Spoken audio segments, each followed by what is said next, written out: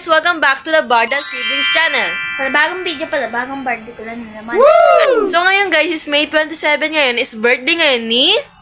Ako! Mamaya, pupunta kami sa plaza and wala pa kaming ligo. Mamaya, maliligo pa kami. Yes. Mamaya, simpleng handa lang gagawin namin. Pupunta lang kami sa plaza at maghahanap lang kami ng pwedeng makainan doon. So, mag-aayos lang kami guys. Hindi na namin bibidyo yung pag-aayos namin kasi paka nyo ba? So, di na namin ipabibidyo yung namin kasi mabilis ang ayos lang to kasi uwi rin agad kami. Kakain na talaga kami sa labas. So, yun na nga guys. Magkita na tayo ulit mamaya-maya. Bye! So guys, we're riding korong-korong. First time namin sumakay dito. I love it. Masusunog kami! I can't! Oh my gosh, my skin!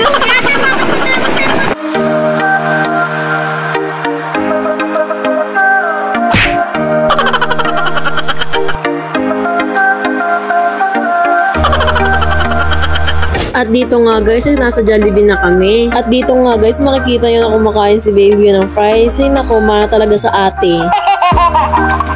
At nakapag-order na rin pala si Daddy ng pagkain namin dyan. Ayan, Jollibee. Sa Jollibee na rin pala kami kumain kasi yan yung request ni Renren. Hindi ko na rin pala na-videohan yung pag-order ng Daddy kasi nahihiya ako. Hoy! Yung nagbigay siya ng french fries, napakabait naman. Happy birthday to you. Katsu. Saan? Katsu. Katsu. Ano ba dito? Katsu. At dito nga, tinuloy na nga namin yung pumumukbang namin ni Renren. Dito nga pala guys, sabi nga daw ni Renren, nung umpisa nga daw, nahihiya nga daw siya. Pero nung huli na, hindi na daw siya nahiya kasi gutom na daw siya. Kaya binaliwala niya na daw yung mga tao. Hay nako, food is life talaga para kay Renren. At dito nga, unboxing ko na nga yung mango pie ko dyan. Sa totoo lang, busog na ako dyan. Kaso pinilit ko ubusin yung mango pie kasi sayang naman. Alam niyo na, bawal magsayang ng pagkain. At dito nga, pinaghalo ko yung sundae pati yung mango pie. Sobrang weird talaga ng above na to. Hoy!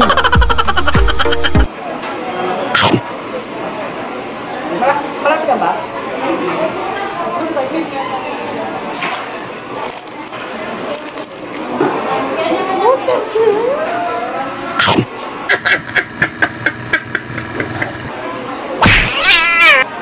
Kahit yun ito, parang ito.